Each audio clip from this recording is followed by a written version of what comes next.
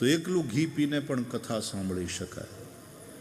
ચોખ્ખું ઘી મળે તો, પછી ફાવે તો, પચે તો. પણ એવું ન કરી શકો તોય ઘી તો તમારા પેટમાં થોડું થોડું જાવું જ જોઈએ. ઘી વગરનું ભોજન વાંજ્યું ભોજન ગણાય, એવું આપણા વડીલોએ આપણને સમજાવ્યું. ઘી વગરનું ભોજન એટલે વાંજ્યું ભોજન. વાંજ્યું ભોજન. હવે વિદેશવાળાએ એવી તમારી ખેતીને અભડાવી મારી એગ્રીકલ્ચર. ત્યાંથી બહારથી આવ્યા બી બહારથી આવ્યા, બિયારણ બહારથી આવે, ખેડૂતે લેવું પડે, વેચાતું લેવું પડે. અને બિયારણ પાછું એવું કે એમાંથી ઉગેલું હોય. જૂના જમાનામાં તો ખેડૂત હાંચવી રાખતા એમાંથી થોડું બિયારણ અલગ, કે આવતા વર્ષે વાવવા થાય. હવે ઈનું તમે વાવો તો ઉગે, એ વાતમાં માલ નહીં. તમારે ઓલાની પાસેથી જ લેવું પડે, પૈસા જ ખર્ચવા પડે. આવી ખેતી કરી નાખી તમારી વિદેશવાળાએ.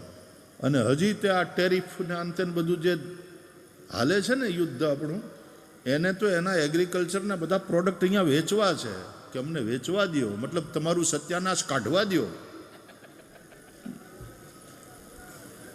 આપણી ઋષિ અને કૃષિવાળી સંસ્કૃતિ જે તંદુરસ્ત અને સ્વસ્થ હતી, હવે એમાંથી ઉગેલું એ બિયારણ થતું જ નથી, એ વાવી શકાતું જ નથી, ને વાવો તો ઉગે નહીં. હવે જે અનાજ પોતે જ વાંજ્યું હોય એ ખાઈને પછી શું થાય? જે અનાજ પોતે જ વાંજ્યું છે, જે બી વાવવાથી ઉગવાના નથી,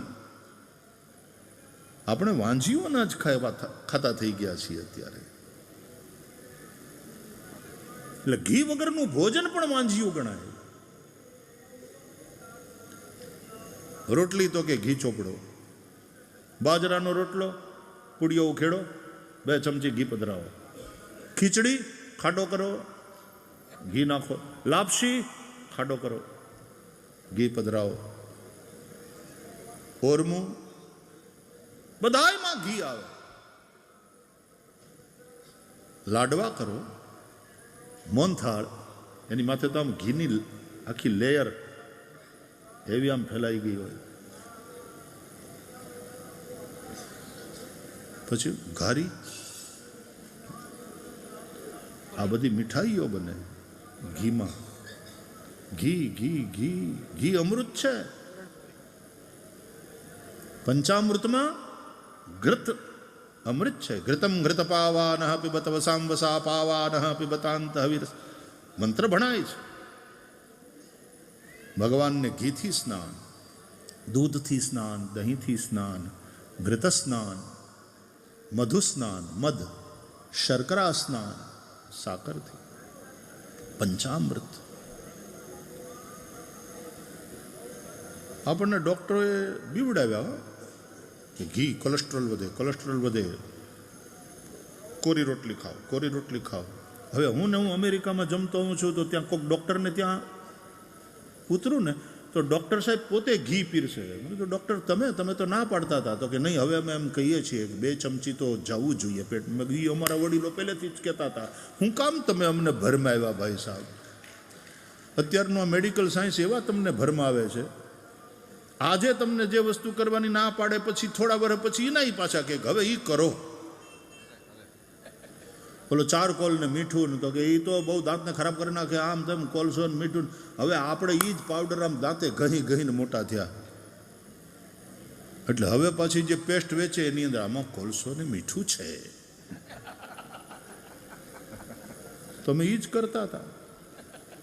પૈસા કમાવા છે, જેણે માત્ર પૈસા કમાવા છે, એ ખોટી રીતે ભરમાવતા રહે છે. ઉપદેશ સાચો એ આપી શકે જે પોતે નિવૃત્ત તૃષ્ણ હોય. સમાધાન સાચા એ આપી શકે જેને પોતાનો સ્વાર્થ ન હોય. નિવૃત્ત તર્ષઈ રૂપગીયમાનાત ભવૌષધાત શ્રોત્ર મનોભિરામાત કૌત્તમ શ્લોક ગુણાનુવાદાત પુમાન વિરજ્યેત વિના પશુગનાત. આ ભગવત કથા રૂપી ભવૌષધિના દેવાવાળા પણ વૈદો સુખદેવજી જેવા નિવૃત્ત તૃષ્ણ હોય. કોઈ પણ પ્રકારની અનામત તૃષ્ણા ન હોય, પોતાનો સ્વાર્થ ન હોય.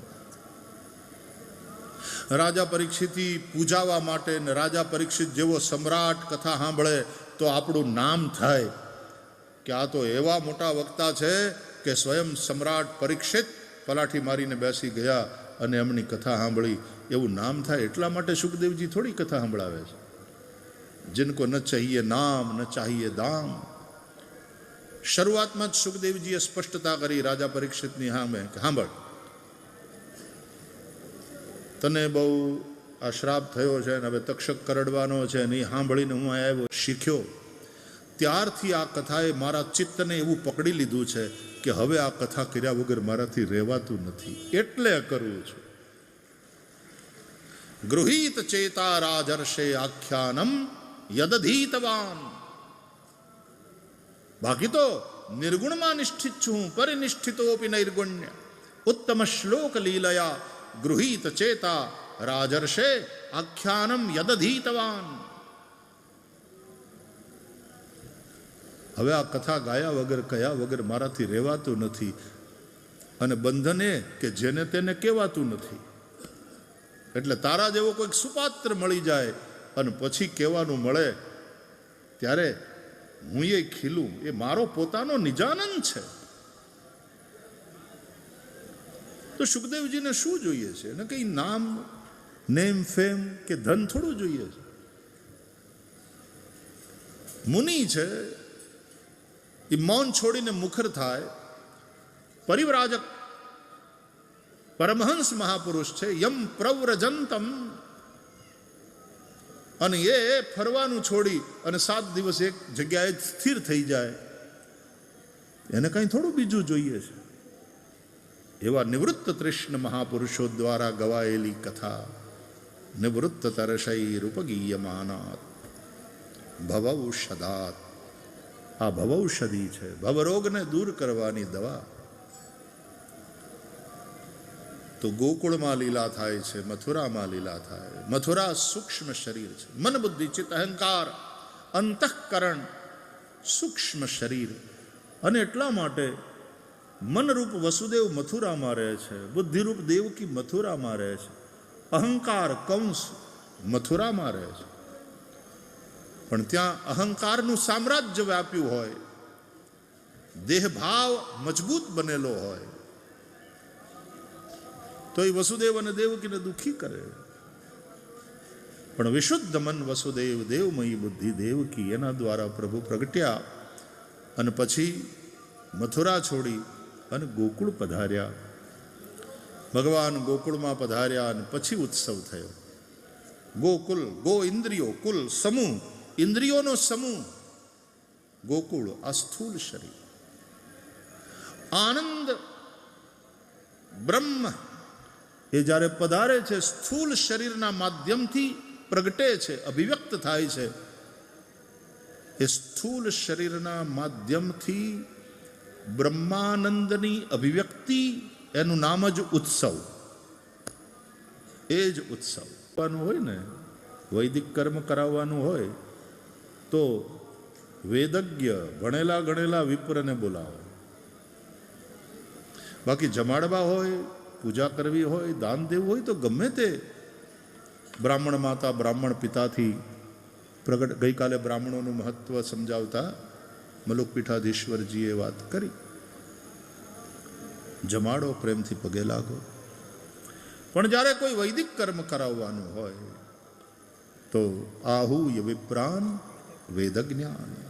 પરંપરાથી જે વેદ ભણ્યા હોય, ગુરુકુળમાં રહ્યા હોય, ગુરુના સાનિધ્યમાં રહ્યા હોય, ગુરુ શુશ્રૂષયા વિદ્યા, ગુરુની સેવાથી જેને વિદ્યા પ્રાપ્ત કરી હોય, વેદ વિદ્યા, એ જે કરી શકે. જે તે માણસ ડૉક્ટર, અને ઇવન ડૉક્ટર હોય તો પાછો સર્જરી ન કરી શકે, એના માટે એ સર્જન હોવો જોઈએ, એની પાસે ડિગ્રી, એની પાસે યોગ્યતા હોવી જોઈએ.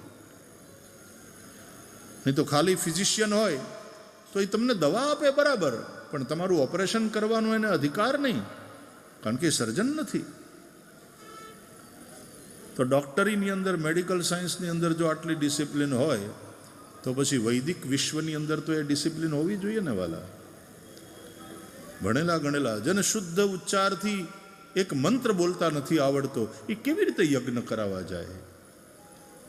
એ બ્રાહ્મણનું માન સન્માન પૂજન, બ્રાહ્મણ પૂજનીય છે, વંદનીય છે. જમાડો, ભોજન કરાવો, એની પૂજા કરો, એને દક્ષિણા આપો. પણ વૈદિક કર્મ કરાવવાની વાત આવે ત્યારે આહુય વિપ્રાન વેદ જ્ઞાન. નંદ બાવાએ સ્નાન કર્યું, શુચિ અલંકૃત, સુંદર વસ્ત્ર અલંકાર પહેરાવી અને ગોવાળિયાઓએ નંદ બાવાને એવી રીતે તૈયાર કર્યા કે એવું લાગતું જાણે નંદ બાવાના લગ્ન હોય. વરરાજા જેવા નંદ બાવા લાગે. એ વાત ઠાકોરજી પધારે ને ત્યારે પછી જેમ તેમ લઘર વગર નહીં રહેવાનું. ત્યારે પછી બની ઠની તૈયાર થાવ. ભગવાને આપ્યા હોય તો હુંડલો ઘરેણા પહેરો ને. ભગવાન આવ્યા આજે, ભગવાન અમારે ત્યાં પધાર્યા. અમારે ત્યાં સત્યનારાયણની પૂજા છે, અમારે ત્યાં ઠાકોરજી પધાર્યા છે, કે અથવા તો અમારે ત્યાં યજ્ઞ છે, બધા દેવતાઓનું આવાહન થવાનું છે. એટલે બની ઠનીને બેસો, લઘર વગર થઈને. ફાટલા જીન્સ પહેરીને થોડું બેહાય યાર પૂજામાં. આમ તમારે જે પહેરવું હોય અત્યારે દીકરીઓને વાંધો નહીં, પણ મંદિરમાં જાઓ, તમે કોઈ આશ્રમમાં જાઓ, તમારે પૂજામાં બેસવાનું હોય તો પછી એની એક મર્યાદા, એની એક ડિસિપ્લિન. અને પછી એવી દલીલો નહીં કરવાની ભગવાન તો ભાવનો ભૂખ્યો છે, અંદરથી આપણી સારી વૃત્તિ હોય તો આ બધું જરૂરી નથી. એ એવું નથી. સૈનિક હોય એટલે એણે એનો યુનિફોર્મ પહેરવો પડે. પછી સૈનિક એમ કે અમારી રાષ્ટ્રભક્તિને તમે ચેલેન્જ કરો છો, યુનિફોર્મને આધીન છે કાંઈ અમારી રાષ્ટ્રભક્તિ? અમે યુનિફોર્મમાં ન હોઈએ તો પણ તમે એટલા જ રાષ્ટ્રભક્ત છીએ, એટલે અમે ફાટલા પેન્ટ પહેર્યા હોય ત્યારે અમે એટલા જ રામ પ્રેમી છીએ. એવી દલીલ નહીં કરવાની ભાઈ સાહેબ, ખોટી દલીલ નહીં. એક ડિસિપ્લિનની જરૂર હોય, એક અનુશાસનની જરૂર હોય છે. હોસ્પિટલમાં જાઓ એટલે એક કોટ ચડાવીને બેઠા હોય ડૉક્ટર, અહીં સ્ટેટોસ્કોપ લગાવેલું લટકતું હોય. નર્સિસ એના યુનિફોર્મમાં હોય. એક ડિસિપ્લિન. તો ભગવાન પધાર્યા છે. નંદબાવા તૈયાર થયા, યશોદાજી તૈયાર થયા. નંદ ભયો મહર કે પૂત જબ યહ બાત સુની. સમાચાર બધે ફેલાયા કે નંદ બાવાને ત્યાં પારણું બંધાયું, મોટી ઉંમરે એને ત્યાં લાલો થયો. સાંભળીને આનંદિત થયેલા વ્રજવાસીઓ, ગોપ અને ગોપીઓ સુંદર વસ્ત્ર અલંકાર ધારણ કરીને તૈયાર થયા. અને પછી મંગલ ગીત ગાતા ગાતા ગોપ્ય સમૃષ્ટ મણિકુંડલ નિષ્કંઠ્ય ચિત્રાંબરા પથિશિખાચ્યુતમાલ્ય વર્ષા